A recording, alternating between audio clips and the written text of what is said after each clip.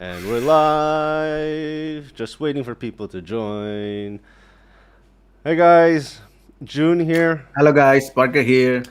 We're back for episode 4. That means we're a month in already because we're live So every fast. Thursday. Yeah, at 8 p.m. Last week I forgot our own time. Welcome back to the 4th episode of the Seismic Growth Show. It's an episode hosted by myself, Parker, Casio, and my friend over here, June K. Lee. And we're two agency owners enjoying agency life and all the fun and stress that does come with it. And it's a laid back chat after work hours where we can discuss and share some of our insights into running an agency. So if you're watching or you're tuning in, I hope you enjoy. And if you have any questions for us, even if it's not about the topic we're talking about, feel free to leave a comment and we'll get to you. All right, so today's episode, we are talking about how to sell your services, how to sell your agency services, how to start selling your agency services. Because starting out your agency is the fun part. Creating a name, creating a brand, thinking about the millions of dollars you're going to make. But the difficult part is selling. That's the difficult one. For me, I was always terrified of it. However, that's how somehow I started in sales. Parker, what about you? Yeah, it's like a nightmare for me. You're so Yeah. serious when you say it. Yeah. Because I remember when I start selling, I prepare all the services I have. I prepare my teams. I prepare the knowledge, right? Mhm. But then I realized, oh my God, I have all of this, and now it's time to selling. To sell the service, and oh my god, why I have to do, right? So in previous webinar before, like every week I talk about how I start selling the agency, selling it to get the client, something like that. And yeah, that's why it's a nightmare for me when I first start selling the agency services. Yeah, absolutely. No, I felt the same way, and I think I wrote it in the description. But there's this. Well, actually, multiple times reality hits where it's not like how I got started, where I saw pictures of laptops by the beach and laptops by the pool. But once you get over that initial getting started, getting your name created, your branding, your logo done, all of that, that's all the fun part. And then the reality hits. Like if I don't, if you're like me, well, anyway, if you're like me, and you start your agency, and it's all exciting, it's all fun and games until you realize that if you don't close clients, you need to go back to the 9 to 5 life, right? So, Yeah, yeah, if you don't, it's not 9 to 5 life, bro. no, no, I It's mean, more, yeah, it's more than 9 to 5 life. Yeah. but I mean, if you don't close the clients, so that reality for Oh me, yeah, yeah, yeah, yeah. if you Oh don't yeah, yeah, close it, yeah. you're We going back back. again. Yeah, you're going back. Yeah, but it's good. Finally, they can do work from 9 to 5 again. It's yeah, right. Yeah, Because if it's run, if you sell and it's run, you have to work 24 hours. Yeah, yeah, yeah. yeah. There are times where I dream about the 9 to 5 again. We should sell a course about going back to the 9 to 5. Drop the entrepreneur life. Yeah. All right, so let's talk about it. We'll wait for the comment. Oh, thank you again joining us, Doreen. Really appreciate it. Thank you for all the support, guys. Um, let's talk about how to start selling. I think on a previous call we talked about how we did it the hard way when we first started. I think Parker, you said you did the same thing. I did the same. I went out to the local cafes, the local restaurants, the local businesses, even like local sign shops, the places that make create signs for other business. So anyway, I went out locally and walked in with my little business card, and I put money into that business card. I was so stupid, uh, and I would offer services. And for me, I was doing so. I was specialized in social media, so I would tell them how social media really helps. You can help get your visibility up, get your reach up, and ultimately bring more people to your brand, to your business, and you can build your brand online now. Because where I was living, there weren't that many businesses online at the time. That's how I got started. Would I recommend it to anyone watching this? No. Not really. Don't go out and put yourself out there. Is it good practice? Was it a good experience though? Yes, absolutely. That actually helped me for the sales calls, online sales calls. But yeah, Parker, what about you? What was your experience like when you started, and would you recommend? Would you recommend what you went through? I already explained like every week about this, right? Yeah. Yeah, Is yeah, this yeah. is this show gonna be a repeat of every single Yeah. episode? So maybe I will talk about after like in the previous 3 years, I think. Yeah. So when I start building the funnel, the Oh, process you're gonna funnel, jump and right in do there. the yeah, and do the Facebook ads, Google ads, something like that. Mhm. So it's a little bit different when the first time I started the started to sell the services to the audience, for my audience, my niche. Like June said, that um, we went to cafe, restaurant to restaurant, and even sometimes I go to factory, something like that. Yeah, and then like previous 3 or 4 years from now, we start building a funnel system and something like that. So yeah, it's a little bit easier than before, but yeah, you need to test it, right? It's different difficulties from before process. Mm. Something. What do you think, Jun, about the right now process to get this to selling the agencies? Yeah, I wanted to talk about. Well, funnels is definitely what we should talk about because that I think, and I think you agree here, is what really does work. Um, but I feel we might be skipping out on a few things. And because you brought it up, I have a question for you then. Is Uh, it worth, or so do you recommend other agency owners that are just starting out, so where we were when we first started, dropping money on ads? no, they have to get the money first. Get the money because ads it's really gambling. Mm. Sometimes when you put 1,000, 2,000, 3,000, and then you will just lose it after you run the ads, right? So it's like tricky, something like that. So you need more experience in ads, doing ads, and more experience in build the funnel system, something like that. Hello guys, hello Nuri. Yeah. Yeah. Yeah, something like that, bro. So if you start, but I think for now, it's a little bit different when we start like 8 years ago, or 9 or 7 years ago. When we start, there is no thing something like this, right? So we use all of our money, we use all our resources, all of like from our own bucket, right? I'm Hmm. our own pocket. I mean, something like that. But now, most of the new agencies, like my friends, their friends just starting agency right now.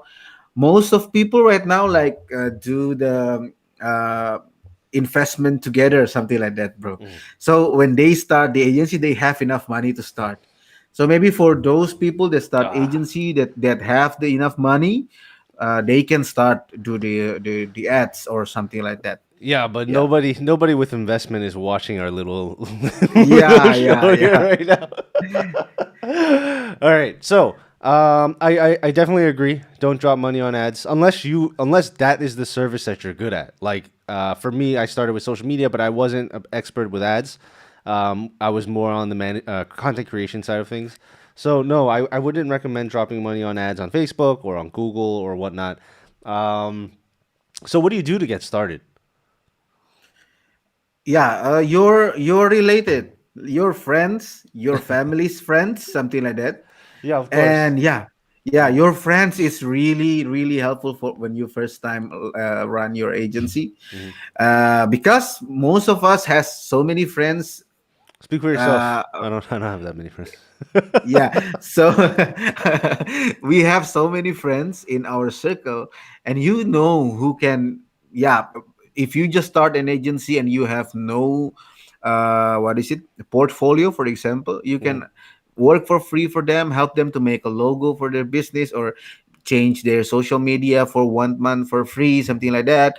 And yeah, you get the portfolio and you start looking for their friends Mm-hmm. recommendation, right? Mm-hmm. So ask them if they have friends that can you can offer the service for them, or maybe your friend can just continue to pay you, like next month they will continue to pay you. Yeah, you can give them like 50%. It's okay because this is your first project, right?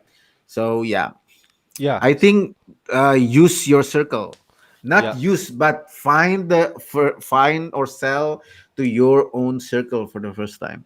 No, no, that's good. That's good. Yeah. And Yeah. then that builds your network, right? We talked about referrals before, but friends of friends, and so on. But before we even get there, before we even start selling services, because the topic for this one was how to start selling your services, I want to talk about briefly, at least, touch upon what your services actually are.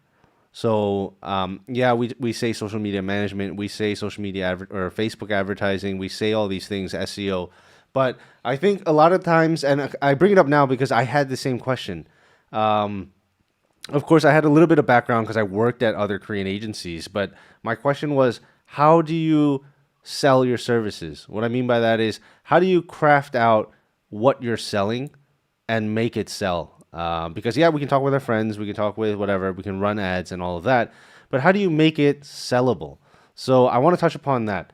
And one of the first things I would talk about would be figuring out what you're good at, of course, and you probably already know that. But you need to be able to the end person, so the end user, the client, the potential client, is going to take money out of their pocket, their hard earned money, and give it to you for your services, right? So you need to explain, you need to figure out how to build that messaging and position yourself or your agency or your services so that the potential client understands that they need you, right? So a lot of times I see agencies and freelancers talking about themselves, like, "Oh, I'm great at this. You know, I started like this, and our agency is about this," right? But the point I bring it up often, but nobody cares, right? Yeah. Nobody cares. So a better way to position that. So that is, I think, one of the first things you should work on. We talked about funnels, and we'll get there in a second. But if you're building out your own website, which you should, or if you're building out your landing page, or if you're crafting out your cold email or your elevator pitch when you talk to your friends, it shouldn't be about, oh, you know, I have 5 years in experience here. You should say that, but that should be later down in the line, I think. And I'm so great at this, blah, blah, blah. It should be more about what you can do for them and Yeah. helping them understand why they need you to do it for them, right? Yeah. About that, Jun. If I am talk to my friend that, oh, hi friend, I am the best on this, something like that, my friend will laugh at me, right? Because we are friends and they know us well. So why I can say that we have to go to our friends and our related, our circle first before, because um before, even before we work and like, and we came into the world of working, right? Something like that. They know us before, so they know how Parker helps them when we together making a project in the college, right? Mm-hmm. So they know me well, how I get the highest number in my classroom, something like that. Ooh. So something like that. So for example, something like that. So when you ask your friend or you talk to your friends that, hey bro, I just built my agency, I focus on the social media management. When we in college, I make something like this, something. So I don't show exactly that I am the best at this, but they exactly know. They actually know who is Parker actually, and they trust me. That something like that. So when I offer something for my friend, like by focal, something like that, not by funnel or something like that, they will just agree. And yeah, Parker, can you try to help me to do this? Can you try to help me to do that, something like that? And Mm-hmm. then yeah, it's happened. I got my clients. Mm-hmm. Yeah. So it's not just only about you build an agency and then you try to sell your services, but it's you yourself. When you meet your friends or your first client or something like that, they will see who you are, not the agency, right? Because you're the new Yeah, one, especially in you're the just beginning. newbie. Yeah, you're a newbie, no portfolio, no name, even maybe no website or something like that. So they will see it's you, Parker, the one who sell this service, not the agency at the main, right? Hmm. So yeah, so it's maybe something like so hard also if you start your agency with no experience, not experience in the branding or the digital marketing, something like that, but in experience in your life, right? Your relationship with people when you're college, or relationship with your partner in your ex work 9 to 5 office, something like that. So it's all about your experience, your life experience when you try to selling something for people. Yeah, I can definitely agree with that. And I know the Yeah. same thing. We are kind of going off on a tangent, but that brings up another question that I have is maybe we should save it for another episode. But personal brand versus an agency. So this question was asked, I think, on the last call by someone, maybe, or somebody left it in a comment. But you brought up because when you start, as much as you want to focus on your brand name, your agency, and that image, they're only going to see you, right? Because you're a Yeah. one person team, one person agency when you're starting. So does that mean is it still worth the push to build a brand, or is it better because if you're selling to friends and relatives and friends of friends to just work as you, right, as your own brand, or is it of the same? What do you think when you start? Yeah, when I start, actually, I sell myself, not sell my agency or not sell my. That's the real one. I sell myself, so I Mm, sell myself. They know me, so I think, oh my God, they know me well. They know how I work. They know how I make something perfect since we are in college and something like that. So when I start, when I go to my relate, my circle, I sell myself that time. I think there's no time to build your personal brand that time. yeah. So yeah, so I think before you run an agency, start branding yourself first. Like build your blog post, make a blog or a video or something like that. If this in the nowadays, right? Hmm. Start to build your brand, your personal brand first, and then you start to. Maybe that's why, because I'm not on that way. I start my agency and then I just selling myself because yeah, it's my experience in my relationship with my friends. Hmm. So it's easy to me to sell myself when I start selling my agencies. Yeah, I Yeah. think we differed a little bit there. For me, Mm. I guess technically you're right. I was selling myself because I'm the only one out there walking out to the restaurants or getting on sales calls and all of that. But I've always tried to build, like I always focused on the brand, and I tried to make. I separated the company from myself in terms of even I don't know, through mental gymnastics, but through positioning, messaging, the way I talked, and I've always wanted to, and I try to make the brand appear bigger than it was. Not as a liar, but that's to me that's also part of the branding, and I wanted it Yeah. to yeah I wanted the brand There to is be no bigger than it was. lies in branding. It's branding. There's no lies. It's branding. Yeah. Yeah. I remember the first course in marketing I took when I was in university. The first words the professor said was marketing is bullshit. That was the first thing Yeah. they said. I don't know if I still agree with it today. But yeah, that was the very first thing I heard in class. Um, sorry. George is Oh joining yeah. us. When I like when that. when when what is it? When I start, that I talked before, that I go from cafe to cafe and then restaurant to restaurant. Hmm. Most of the clients or restaurant or cafe that closed or signed the deal with me, they are referred by my friends. Mm-hmm. So they are referred by my friend, and those cafe or restaurant that ignore or even shout at me that who the hell you are, something like that. They don't know me any. They don't know me Hmm. any. Yeah, Hmm. they don't know me at all. I mean, so most of my first client, they are came to referred by my friends to friends Hmm. since the beginning until today. Even Yeah, today, even today. even today. Yeah. even today. Yeah, I mean, speaking of today, for me, I try to detach myself now from Mm. the branding, from the so I try to keep the agency because that's how I thought from the very beginning. But obviously, in the beginning, I had no choice but to be part of it. I mean, obviously, I'm part of it, but I mean, from the agency and the individual or myself. But now I'm trying to separate that a little bit. Okay, so let's talk about it a little bit more or let's get into how we started making money then, how we started selling. Because I think you and I had a different path. You had mentioned Yeah, friends and whatnot. I'm super antisocial and I don't have many friends. And for me, so the way that's why I started a digital marketing agency. That's why I wanted to be online. Um, but for me, the way I got started was well, one as some of you might know, I already worked at another agency while I was working on my this agency. But I got on places like Fiverr, not Fiverr itself, but the Korean version of it, right? So that's how I got started. And I want to talk about some of the things that I sold at the time because it was, I guess I don't know if it's still, I don't know if it's classified gray hat, but I started off. Oh, that's a fun one. Let's talk about that. What we sold first. I mentioned I was in social media management, so content creation, but there was no way I can handle that for clients while I was working at another agency. And so, because there's a lot, there's a lot that goes into that content creation.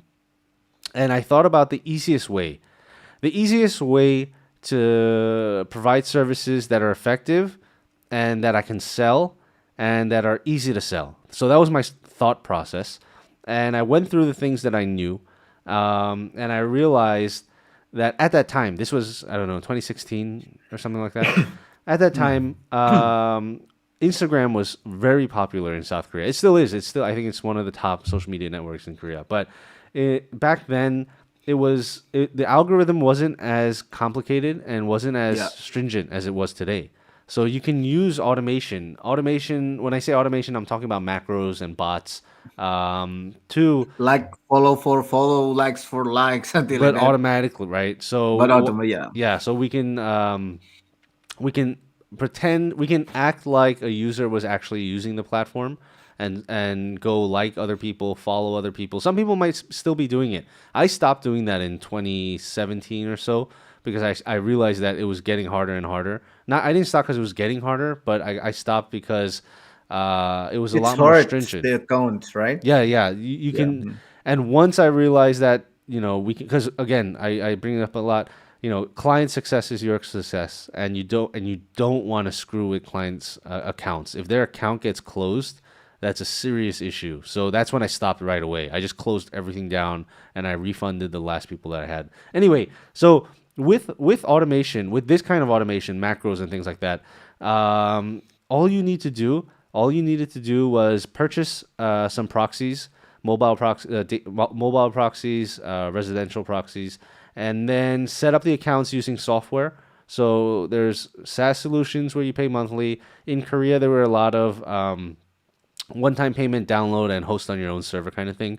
So it was one-time payment for One that. time. Yeah, one time. Yeah, one time.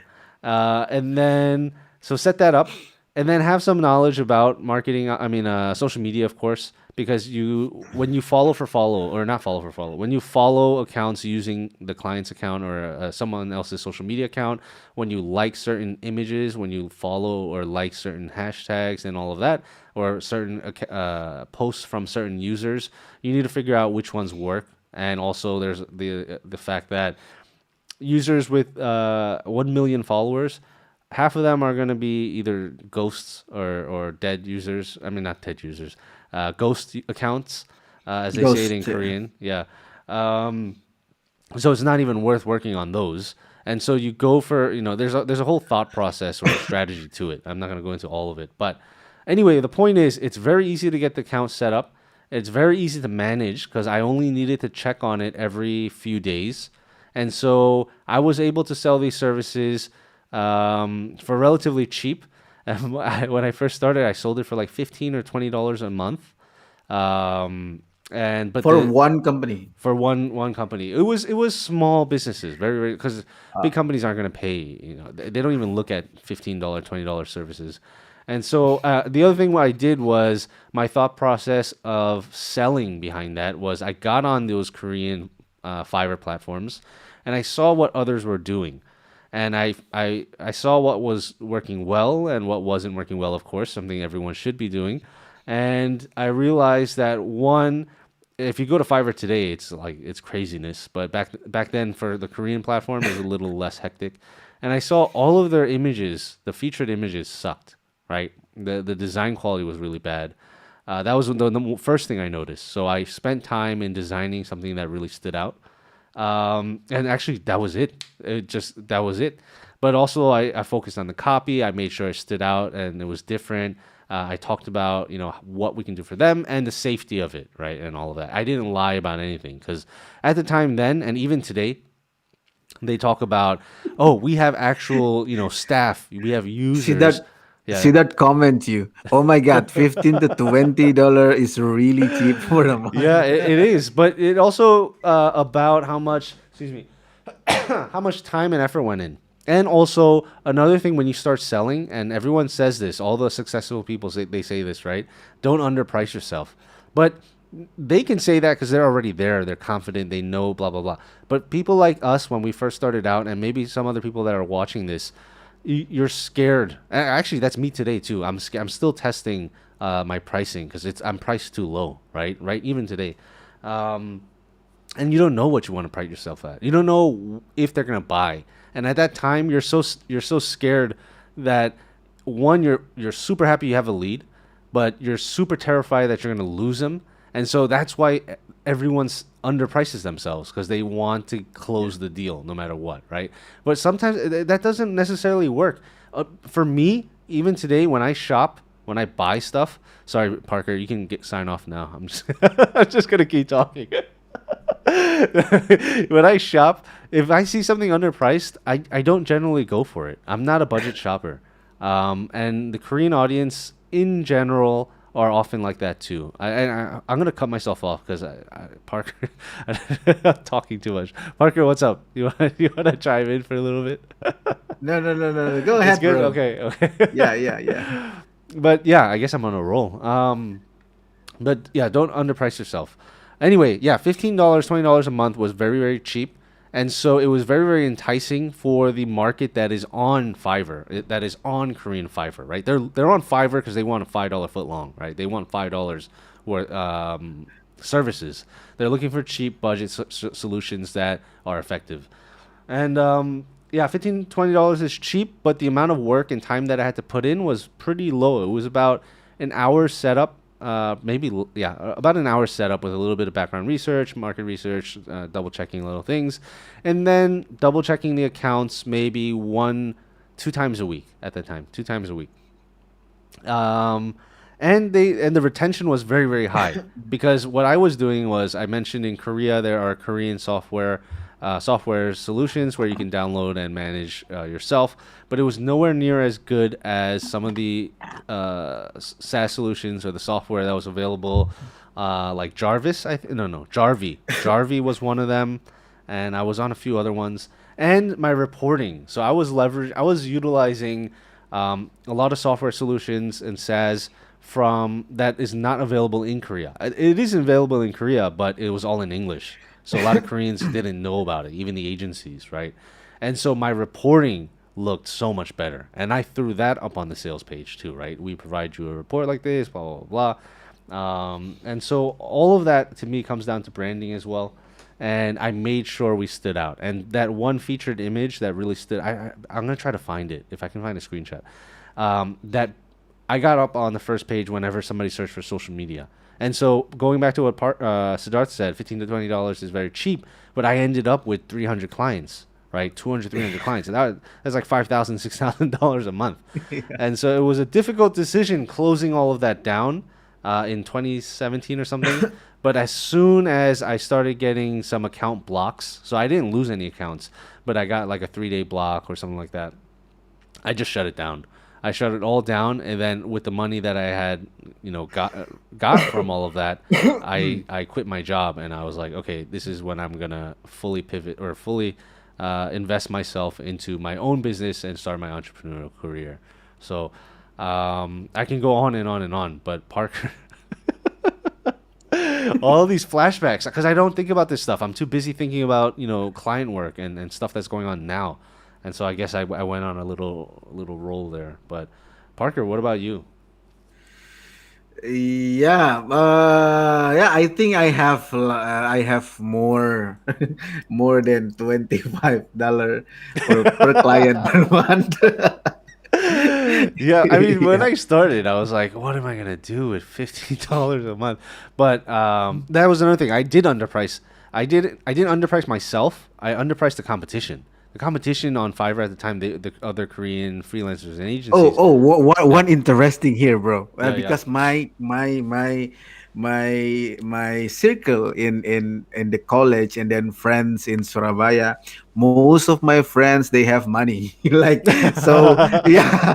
So when I offer my service, yeah, they don't pay cheap like you. They're not budget buyers, right? Yeah. So yeah, when I offer my service that time, I remember they even don't ask how much or how much I will pay, something like that. Mm. They just pay based on my proposals that time. So yeah, I'm lucky for my circle like this. But yeah, that brings up a good point, though. Yeah. When you're starting to sell your services, we talked about earlier how to create your services and build that out, the build out the plan. But you can go two ways, right? So there's I don't know if you guys know Daiso. Is there a Daiso in Daiso, yeah, yeah, we have Daiso here.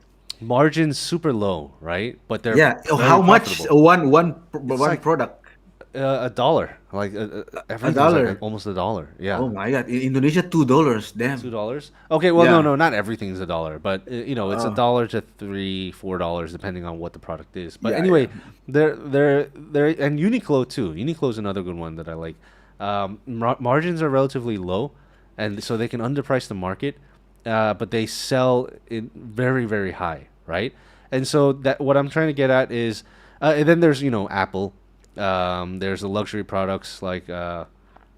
Many other luxury products. But Apple, the margins, I mean, the pricing is a lot higher. Anyway, the point I'm trying to get to is with your services, you have to think about it because I thought about this.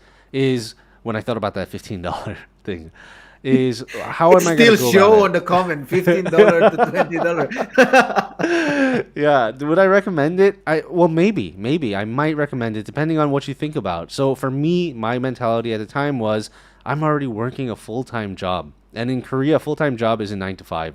Full time job is actually still like 8 to 11 or sometimes 2 a.m.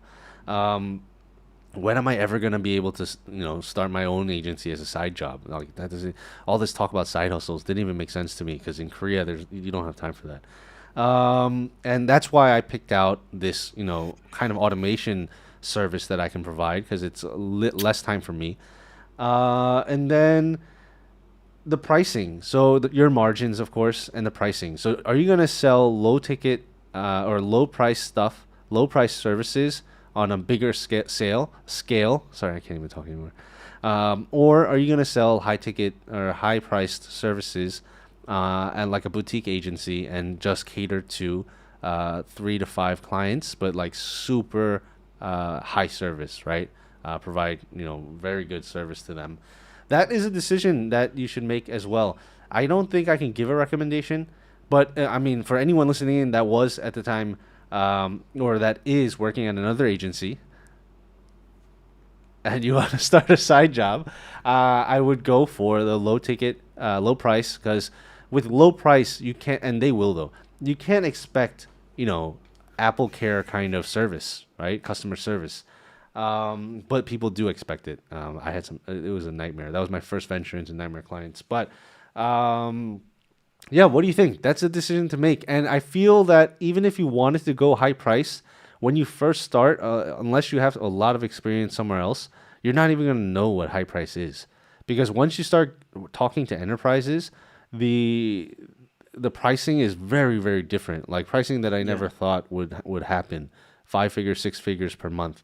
So what do you think about that?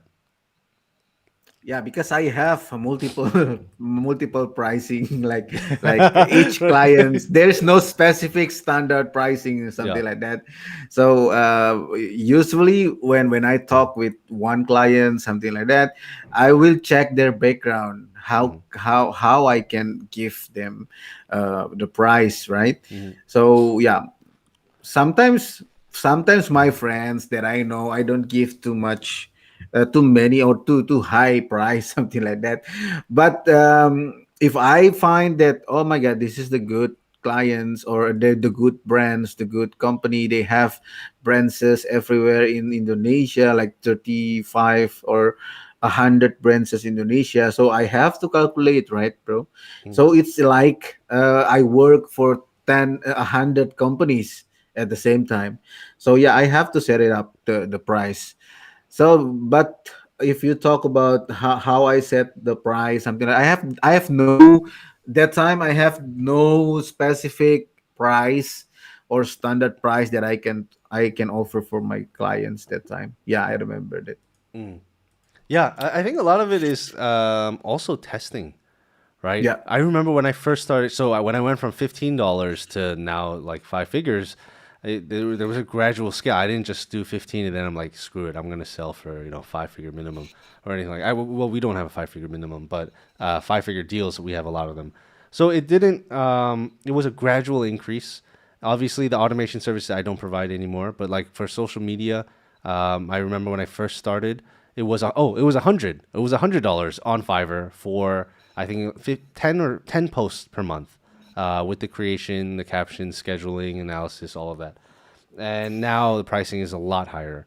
And I can also relate with Parker because he said, pricing differs depending on who I'm talking to. For creative services and things like that, that is entirely possible. The other thing is the scope of work tends to change with depending on who you're working with as well. The amount of customer service that needs to be provided and things like that. So I think a lot of that is factored in to give it a little bit of a buffer there. But yeah, let's move on. We want to talk about funnels because I realize we're already 40 minutes in or something. Let's talk about funnels. People provide funnel or end-to-end funnel creation, marketing for funnels for clients, right? Because funnels work for a lot of businesses. But what about agencies? How do funnels differ for agencies, or is there even a difference? For me, it's just same. Each funnel, the process is start by set up the lead magnet and then set up the nurture email, drip email, something like that, and start offering with your email. And for me, I have one extra steps if we do when I do the funnel from to get the clients. So I have like 50,000 subscribe emails when I start agency till now. Yeah. So when I email my email subscriber, my leads, I mean, I will check one by one. Like every weekend on the Saturday, I will open the email service provider and I see who the one who opened my emails Hmm. from one emails more than 10 times. So that people that I will call, something Oh, you like that. called. Oh, So wow. yeah, I call. Then I call them one by one. So from I don't know. I don't know, but most of my emails have more than 50% open rate. So it will be, I don't know, when I read the blog post about how open rate in email marketing, and I see they say that uh, the 30% is good, 20% is good. But oh my god, how come That's I very have low. more? Yeah, I have more than 50, right? Mm. It's so high. And then I can see, like every week I will always see they open like 10 times, read multiple times, even they forward the email for someone, something like that. I will contact them. So most of my clients came from that part. Yeah, 50K is Yeah. huge. I don't have a 50K list. I wish I had a 50K Yeah. list. What Yeah, I about have a 50K since I start my funnel process in yeah, 2014, I think. yeah. But I think I should start to filter the subscriber right now, because yeah, I've yeah, they maybe they are not my niche right now. Again, I don't know. We have to check again and start filter and yeah, Yeah. get the new subscriber. Yeah, so let's talk about that. Let's talk about building your email lists as a agency, because this is not something I focused in. Email was not something I specialized in. But as anyone watching or anyone who's already an agency owner or is about to become one, you'll find out that you need to know email, and you need to know, and maybe you are an email specialist. Well, then you need to know social media. Then you need to know this and this and that. You need to know everything. And for me, I'm talking about email, but I'm talking about something else now. I like learning, right? I enjoy learning, but I wanted to become a master in something, an expert in one thing. And I realized when I became an agency owner, I just never had time to do that. Like I have to do this and that. So I need to know a little bit of everything, and you end up becoming a jack of all trades, master of none kind of deal. But if and then I realized if you want to become a specialist in one thing, then probably better off working at an agency. Of course, you can niche down your service to become, like, for example, an email marketing service, and then you have some time for that. I guess that is one way to go about it. So, anyway, building your email list, building out your funnel, agency funnels. And we talked about not running ads, though. So, what's the way to do this for somebody starting out that doesn't have the capital to run ads or cannot afford to run, potentially lose money running ads? What's the way to do this? For the funnel first time. Wait, I remember. Yeah. So for the first time, I remember that when I start build my funnel, actually there is one big email marketing company in Indonesia that I learned so many things from their resources, and yeah, they have a community, and they teach us for free how to start build your subscriber, build your leads with this step something like that. So I learned so many courses in email marketing at the time, and then I start build my own funnel, and I start with very cheap ads, June. Mm-hmm. So it's like only $2 a day, something like that, $2 a day. But it not works, right? $2 a day, it not works. Indonesia is so big. Yeah. Like yeah, we have 200 million people here, and $2 for cover that people is not possible. So yeah, I I lost the money from the ads. But then I found that we also in Indonesia at the time, we also have the big network, like not Facebook, because when I yeah, not Facebook, it did. Can we just tell the brand, right? It's okay, Yeah. right? We Yeah. have Yeah. no audience. Yeah. Yeah, Yeah. it's okay. Yeah.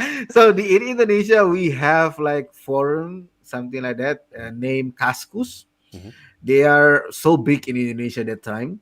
So many forum inside the Kaskus, and so many categories on something like that.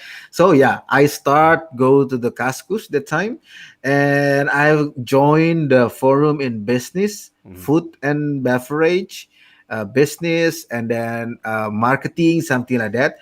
And I create my own ebook, like only Mm. two pages. Yeah. Yeah, 2 pages ebooks, and then I give to the forum. And this is my oh, but by the way, I active in Cascus like 10 years before or 5 years before I did this, Yeah. right? So many people in this forum already know me. They already know who Parker, something like that. So when I came and I joined and I start selling the resources like ebooks, it easy to me. Maybe for some people they just start and they go to the forum and share something like this, they will kick off, right? Hmm. They will be kicked out from the groups. Yeah. Yeah.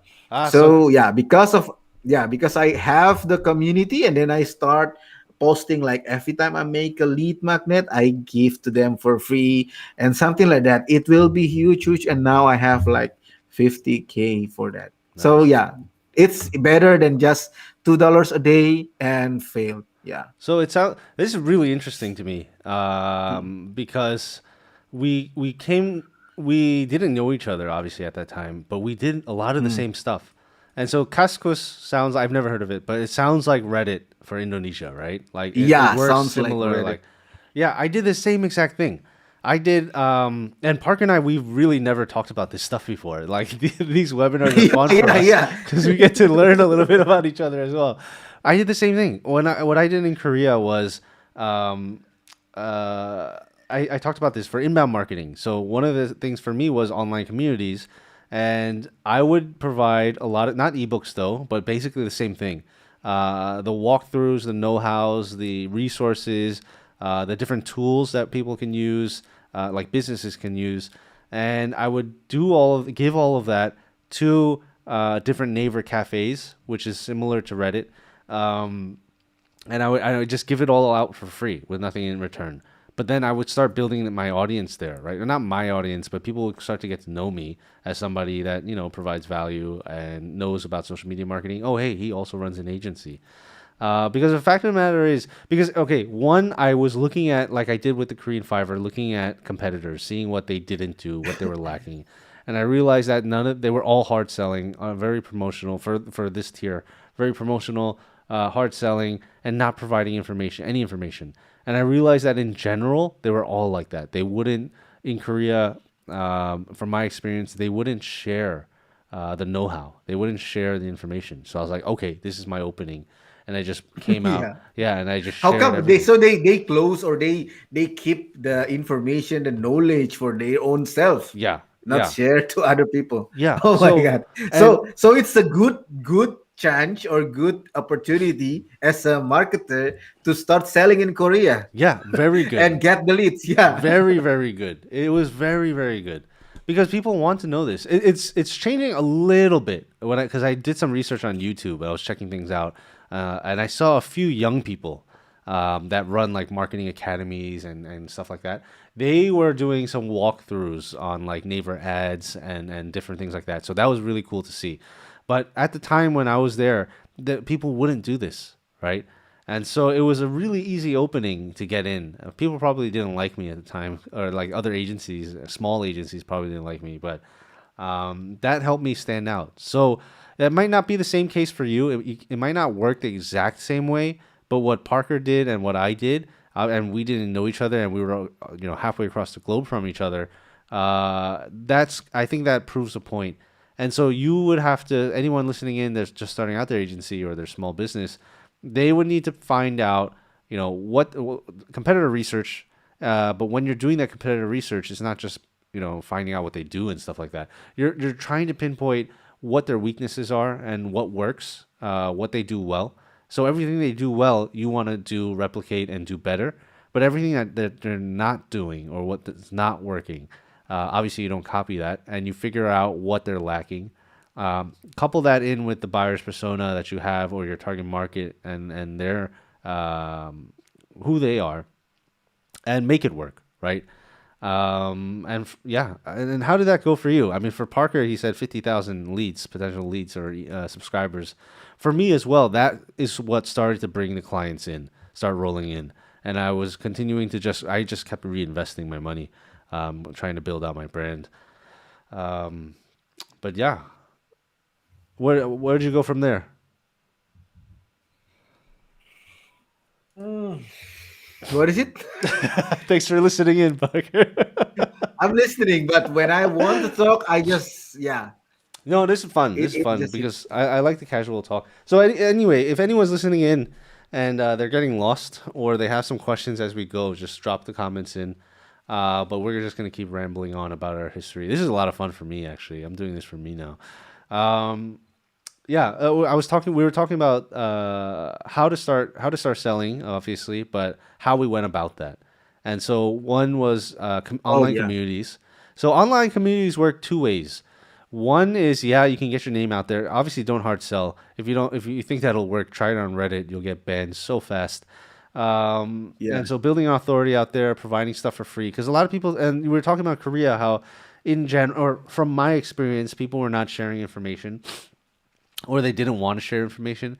And they think that if they do, or I don't know what they think, but maybe they think if they do, they're going to lose their business, right? Because I'm giving them the know-how.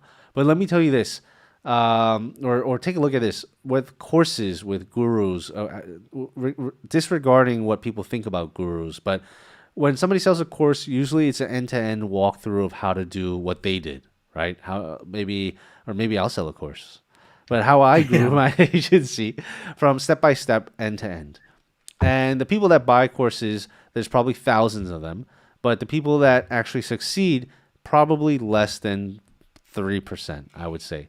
And so that thinking that if I give this information away, I'm going to lose my business is really, really short sighted, in my opinion, because they ignore the fact, they ignore the entire other part of the equation, which is if I give this information for free and this end to end walkthrough, people are going to see me as somebody that is not greedy, right? They're open and willing to share things, and that they're a professional. That I'm a professional because I know how to do all of this, and so the potential leads that you can get from sharing this information for free completely outweighs the potential that, oh, all of these people are going to do it themselves and I'm going to lose my business. I just feel it's so short sighted.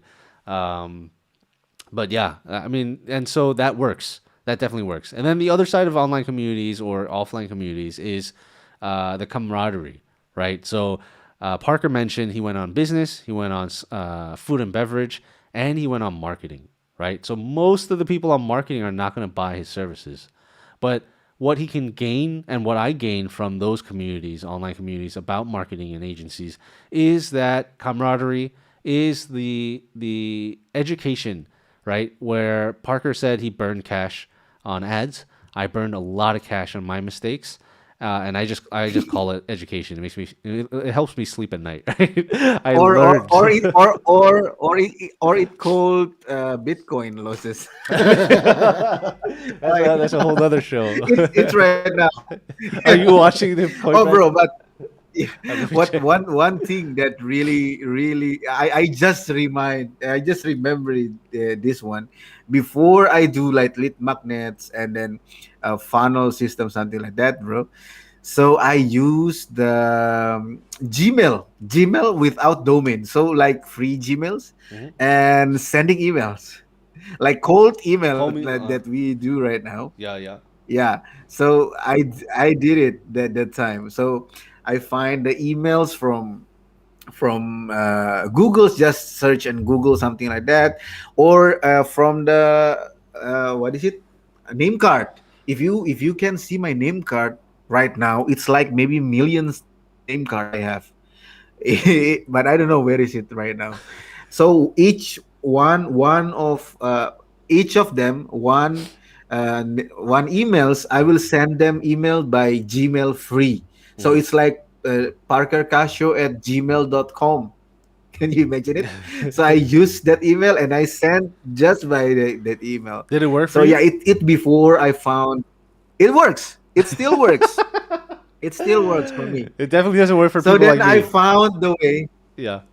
If Yeah, I, and then I found the funnel process and something like that, and lead magnets and something like that. That's the first thing the first step that I start selling mm. using free Gmails. Nice, Oh my nice. god! So Yeah, yeah, I yeah, mentioned yeah, like because for me, if I get an email if I get, because we get cold outreach emails all the time, and if I get an email from a Gmail address that is selling me, I just go straight to spam or deleted. So, but speaking of cold outreach, yeah. because that's also something that I did. So I put a lot of focus on inbound. Oh, by the way, hey Shiraj, thanks for joining us. I put a lot of focus on inbound, but obviously I needed money, right? I needed money, so I did outbound, and outbound I did the same as you, but I did invest in. I didn't want to send by Gmail, so my thought process was, and it still works. So Parker proves that it works. You don't have to spend money, too much money from the Yeah, it beginning. works. For me, I don't like getting those emails, and if I see an email from Gmail, I know it's not professional. So I put in the money and I set up a new domain for. So if you're not familiar with cold outreach, you shouldn't send out cold emails from your company domain name, and because you Yeah, can damage your reputation and deliverability, right? If people mark you as spam, and most likely you'll probably end up in spam or you'll burn that domain in the start because you don't have experience with cold outreach. But you can always learn it. That's a hey, is that our next topic for the next webinar?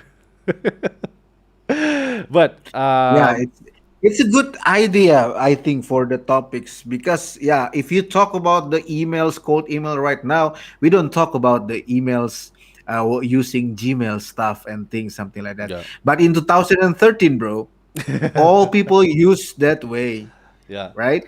We send email. Even I don't know how to use the hosting domain and Oh and yeah, I what is it? remember now. That was a whole Using the domain from my domain and make email something like that.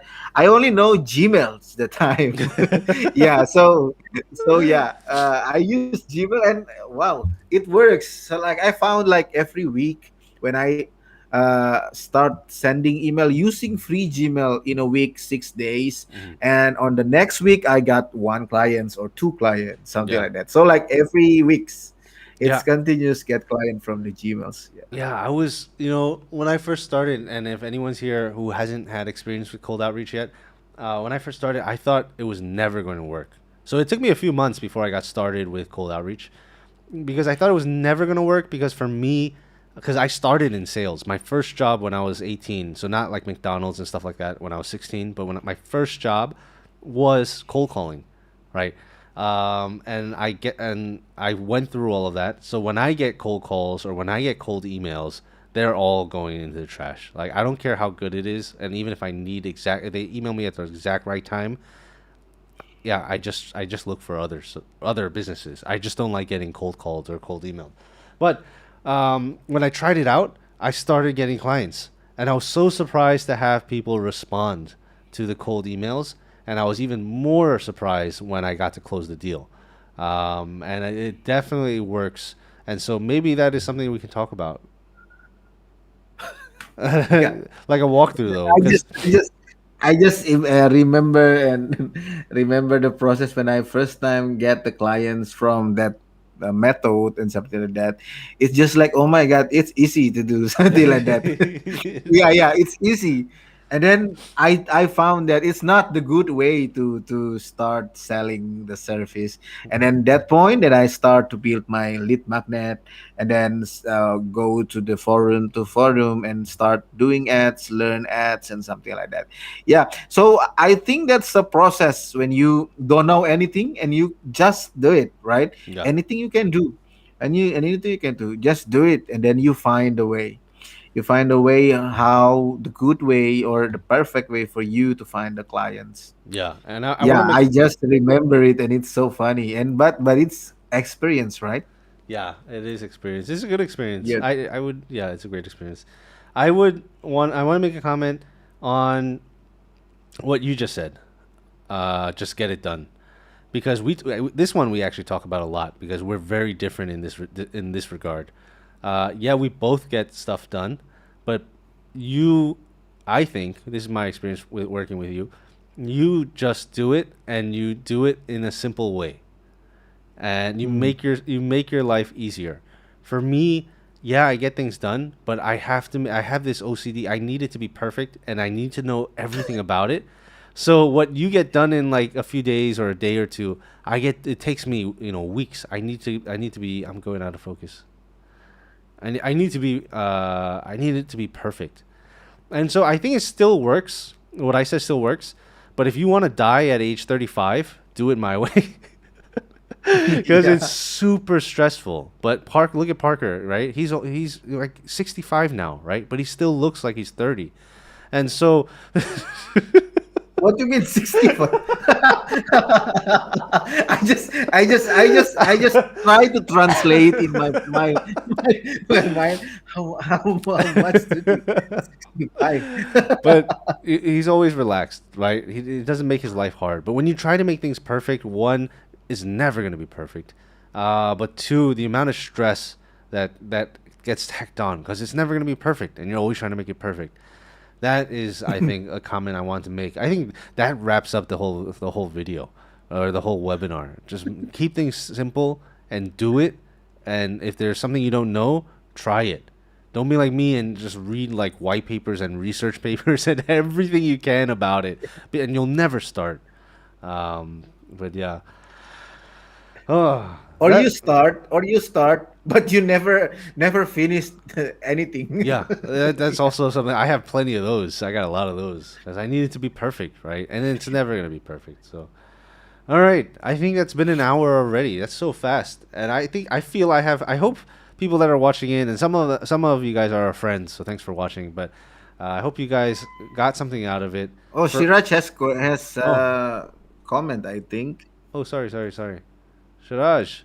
By the way, DMing folks on Facebook worked better for me than cold emailing me. Oh, yeah. I didn't even talk about that because Yeah. I didn't do that. Um, that's a good point. What was I gonna say? Cold email, also LinkedIn, right? So not just Facebook. Instagram is something I did do. Oh, I forgot about that. Thanks for bringing up Shiraj. Yeah, Instagram. It does work. It does work better than cold emailing, I think, and it can't. It has to because when you cold email, or when you DM somebody on Facebook or Instagram or whatever, you already have this profile behind you, right? So if we're emailing or DMing somebody on Instagram from your Instagram account, you already have. Let's say you're doing Instagram marketing services and you have an amazing looking Instagram, you have a lot of followers, but more importantly, you have high engagement. You've already built that credibility. Whereas with cold email, you're already sending from a separate domain. Of course, you can redirect that to your homepage, but you need to build something out from there, I think. And so Instagram, social media, LinkedIn, they've already done half the work for you if you've optimized your profile, obviously. But that's a really good point. That's a really good point. Yeah, it's good. It's good for now, right? But when you remember, like 6 years ago when we start, Oh, oh my right. God, Facebook or even Instagram, it's really personal, right? Yeah. So all of the relate or our friends, it's just real friends and then real family, right? So all of our content. I remember my first Instagram feed. It's all about the food I ate. So Siddharth here. So I only photos like pork or something, the chicken, and then and put on my Instagram. So yeah, on that time when start agency, we have Instagram, we have Facebook, but I think I don't know. There is no insight that we can use this for to get the clients. But yeah, I just used my profile to only for my relate friends and my family at the time. Yeah, and I think only when I want to selling something in Instagram, I have to make the new one, the new profile, right? So Mhm. that's why I make my agency profile and I start also selling using Yeah. that agency account. Yeah. I mean, Yeah. I guess, yeah, for Facebook profiles, because as a page, I don't think you can DM anybody unless they've already liked your page, I think. But Facebook profiles, yeah, you'll have a lot of personal stuff on there, but that might also work. I don't know, because I never did that. But that might also work because you're putting yourself out there, right? It's an actual person, unless you were, using a fake profile. I get that a lot now. But I don't open that anyway. With Instagram makes it easier because as I said, your profile's behind there, and Instagram you can DM anybody. And then the one that everyone does, or a lot of people do, LinkedIn. I think LinkedIn is good. LinkedIn helps a lot. Um, we get a lot of leads from LinkedIn as well. And if you've used LinkedIn Sales Navigator, you can also pull in a lot of cold leads from there. They're highly targeted cold leads from there as well. So I feel Yeah. like we should. Talk about the leads again, June. I just Which one? remember that Yeah. I also find the leads from the yellow pages that time. Yeah, yellow Oh, you're pages. old school. Yeah. Yellow pages. Oh Yellow yeah, because pages. my father and my mother works in like telecommunication in Indonesia. So yeah, I have like a bunch of yellow pages in my home. Even when I in Surabaya, different city with my parents, but I still have it. Hmm. Yeah, I use that too to go cold calling that time for the Nice. company using their ads inside the yellow pages. Nice. Yeah, we let's talk about that. Let's talk about outbound marketing. I mean, not now because I think we're running out of time, but maybe I Oh, think but yeah. people are watching us right now. They know about yellow pages or not? I don't know. Sharaj, I Sharaj, don't how old think are so. you? You don't have to answer that. But yeah, I mean, Yellow Pages, well, I guess we're similar age. But yeah, Yellow Pages and White Pages, I Oh remember that. no no no! You 5 years Am older I than me, older? Oh bro. my God. I Yeah. guess I'm getting old. It's okay. I feel like I'm 13. So Yeah. Okay. It's mentally, I'm a okay. 13-year-old. So it's okay. But yeah, I remember Yellow Pages. I used to read them. Remember, because there wasn't internet. Okay, this is turning into something else. But there wasn't, internet everywhere available back then. We didn't have mobile phones, and on TV you could only watch cartoons when they were on. And if your Yeah. parents didn't let you watch TV a lot, then you had nothing to do but run out and play. And if you were grounded, I would read the Yellow Pages. I just gonna sit Yeah, yeah. there. I don't know. It's so satisfying when I can search because they categorize each of the business and Yeah. something like that. It's so perfect, right? So when oh my god, this is so good. I can easy find the business and the ads or something like that. Yeah, that's good. Yeah. On that note, on Yellow Pages, I wonder what happened to Yellow Pages. Okay, anyway, I think that's it for today. But Yeah. this is fun because I get to reminisce and I get to learn more about my friend Parker. But I hope you guys get some insights from our uh, fun time. And I think we can start moving on for a little bit more in detail webinars, maybe, or maybe that's safe for YouTube videos. But anyway, I think we'll go through step by step processes. Like all the questions that I used to have when I first started, like proposals. Proposals. I still have problems with proposals, but let's talk about proposals. Let's talk about cold outreach. Let's talk about more. And so don't make Oh don't. my god, Siraj is 18, bro. Oh wow! So you have no idea what yellow pages Yeah. are. No, awesome, man. Thanks for joining in. And I wish I was like you when I was 18. I didn't care about. Yeah, yeah, yeah. I Yeah, was I too. messed around too much when I was young. I wish. So you're on a good path. But you should be watching bigger people than us. Yeah, yeah, Yeah, yeah. don't watch this one. Go watch like Neil Patel and Christo and all those guys. Or Was- maybe they too big, right? We cannot reach them, their process and something like that yeah, too. maybe. Yeah. But So well, just yeah. learn from I'm anybody. just Yeah. kidding, man. I really appreciate you joining in. And if you have any other questions, shoot me a DM or message us or leave a comment, and we'll get to you for sure. So I really appreciate it. Okay, guys. Or guy, how many people? Oh, we have some people watching. Okay, guys. Thanks for joining in. We'll see you guys. We're going live every Thursday, 8 p.m. GMT +7. That is Bangkok and Jakarta. So Thailand, Indonesia, even though Indonesia is very, very big that time. And so hopefully you guys make it. If you didn't make it, the replay will be up and you can catch us on audio, on podcast, on I think we're on Apple now, but Spotify and all those other ones, feel free to join. Oh, and I'm sorry, Sharaj. He does know about Yellow Yeah. Pages. I'm sorry. He knows about yellow pages. All right, guys. I'll see you guys next time. Peace.